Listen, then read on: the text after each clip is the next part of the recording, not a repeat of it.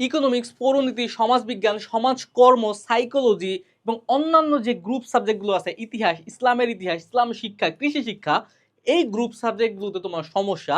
এই গ্রুপ সাবজেক্টগুলো পড়ো কিন্তু তোমার মাথায় থাকে না এবং কিভাবে পড়তে হয় কারেক্টলি এটাও তুমি বুঝো না। তাহলে আজকের এই ভিডিওটা মূলত তোমার জন্য। এই ভিডিওতে আমি তোমাকে 4টা এমন টিপস এন্ড ট্রিক্সের কথা বলে দেব যেগুলো ফলো করলে তুমি একই সাথে পড়তে পারবা, কিভাবে নোট করতে হয় সেটা জানতে পারবা এবং কিভাবে রিভিশন করতে হয় সেটাও তোমার মাথায় থাকবে। ওকে, ফার্স্ট অফ অল আমাদের প্রতিদিন গ্রুপ সাবজেক্টের নির্দিষ্ট সময় দিতে হবে। তোমাদের যারা মানবিকে আছো তোমাদের একটা সমস্যা কি জানো? তোমার প্রতিদিন বাংলা বাংলা ইংরেজি ইংরেজি এবং আইসিটি এই তিনটার পিছনে সময় দিয়ে দাও, বা একটা সাবজেক্টের পিছনে সময় দিয়ে দাও, কিন্তু তোমাদের গ্রুপ সাবজেক্টে দেওয়ার মতো সময় তোমাদের হাতে থাকে না। এই ভুলটা তোমরা অনেক স্টুডেন্ট করো, কিন্তু এই ভুলটা করা যাবে না। এর পাশাপাশি তুমি একটা এগুলোর মধ্যে পড়ো বা দুইটা পড়ো, তার পাশাপাশি গ্রুপ সাবজেক্টও রাখো। গ্রুপ সাবজেক্ট একটা হতে পারে, হ্যাঁ দুইটা হতে পারে, তিনটা না, আমি বলবো যে দুইটা গ্রুপ সাবজেক্ট রাখো, এখান থেকে দুইটা রাখো, আর দুইটা গ্রুপ সাবজেক্ট রাখো। এটা ডেইলি 4টা সাবজেক্ট পড়ো, আশা করা যায় তুমি তাড়াতাড়ি তোমার সিলেবাসটা শেষ করতে পারবা।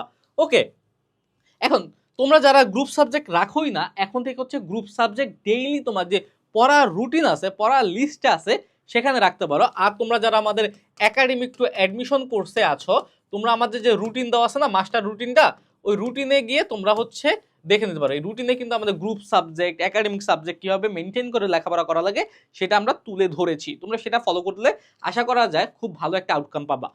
তারপরে অধ্যায়ের মূল তথ্য, সাল, সংজ্ঞা, ব্যাখ্যা আলাদা নোট করে রাখো। এইটা হচ্ছে সবচেয়ে ইম্পর্টেন্ট।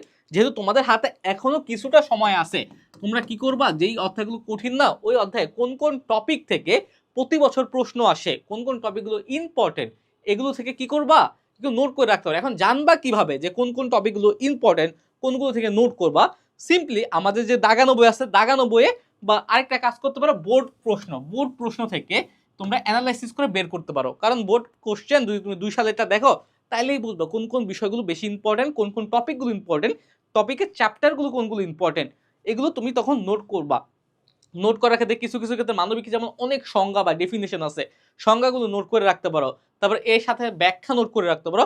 এতে তোমার এমসিকিউ, সিকিউ সব হয়ে যাবে কভার। ওকে, তার পাশাপাশি যদি চিত্র লাগে, চিত্র অঙ্কন করো। তারপর ছক, দেখো মানবিকে আমি বলি, তোমরা যত পারবা চিত্র দিবা, যত পারবা ছক দিবা, যত পারবা তোমরা হচ্ছে পয়েন্ট আকারে লিখবা। এই তিনটা জিনিস ফলো করলে তোমার মার্কস হচ্ছে অটোমেটিক বেড়ে যাবে। তোমার হাতের লেখা তুমি যেমন মাপের স্টুডেন্ট হও না কেন, ডাজেন্ট ম্যাটার। এই তিনটা কি কি, ছক, তারপরে চিত্র এবং কি পয়েন্ট, এই তিনটা ব্যবহার করলে তোমার অটোমেটিক নাম্বার বেড়ে যাবে। তারপরে এই যে গুরুত্বপূর্ণ টপিক ও বোর্ড কোশ্চেন বারবার রিভিশন দিতে হবে। এই যে নোট যে করছো, বোর্ড কোশ্চেন দেখে গুরুত্বপূর্ণ টপিকগুলো, ওগুলো কয়েকদিন পর পর রিভিশন দিবা। কয়েকদিন পর পর বলতে 7 দিন, 8 দিন, 10 দিন, তোমার সময় অনুযায়ী তুমি রিভিশন দিবা। রিভিশন দেওয়ার পরে তারপর হচ্ছে একটু নোট, একটু লেখার চেষ্টা করবা। প্রতিদিন আমি সবসময় বলি একটা করে মিনিমাম সৃজনশীল প্র্যাকটিস করবাই, 20 মিনিটে শেষ করার চেষ্টা করবা। একটা সৃজনশীল 20 মিনিটে শেষ করার চেষ্টা করবা, লাগলে সামনে ঘড়ি রেখে তারপর প্র্যাকটিস করো।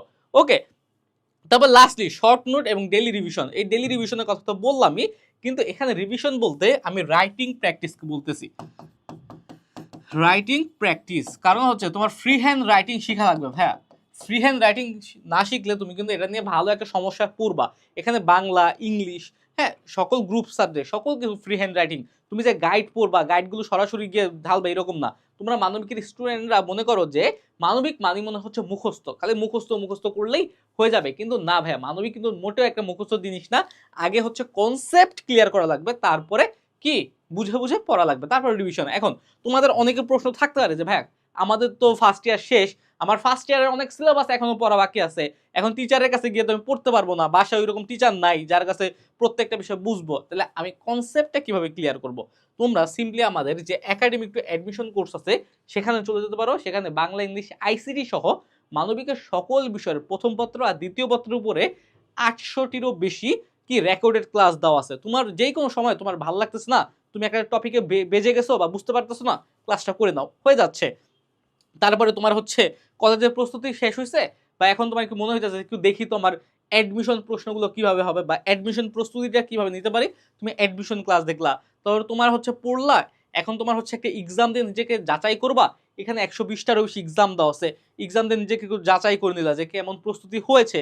তার পাশাপাশি এখানে সকল বিষয়ের, মানবিকের সকল বিষয়ের, বাংলা, ইংলিশ, আইসিটি সহ গ্রুপ সাবজেক্টের সকল তোমার কি আছে, দাগানো বই দেওয়া আছে। সুতরাং তোমার কষ্ট করে বইগুলো দাগায় পড়া লাগতেছে না, ওখানে দাগানো বইটা একটু পরীক্ষার আগে দেখে গেলেও তোমার রিভিশন হয়ে গেল। ওকে, তোমার কষ্ট করে খুঁজে খুঁজে কিছু পড়া লাগলো না। এই সুবিধাগুলো কিন্তু আমাদের এইখানে দেওয়া আছে। তুমি যদি এই সুবিধাগুলো নিতে চাও পরীক্ষার আগে বা রেজাল্ট ভালো করার জন্য, অলওয়েজ ওপেন আমাদের একাডেমিক অ্যাডমিশন কোর্স। ওকে, সুতরাং আজকে এই কয়েকটা জিনিস তুমি একটু ফলো করো, তোমার গ্রুপ সাবজেক্টে যত সমস্যা থাকে সমস্যা সলভ হয়ে যাবে। তারপরে যদি সমস্যা থাকে আমাদের গ্রুপে একটা পোস্ট দাও, আমাদের জানো, ইনশাল্লাহ আমরা তোমাদের সমস্যাগুলো সমাধান করে দেওয়ার চেষ্টা করব। আজকের ভিডিওটা এই পর্যন্তই, আবার দেখা হবে। সেই পর্যন্ত সুস্থ থাকো, ভালো থাকো। আসসালামু আলাইকুম।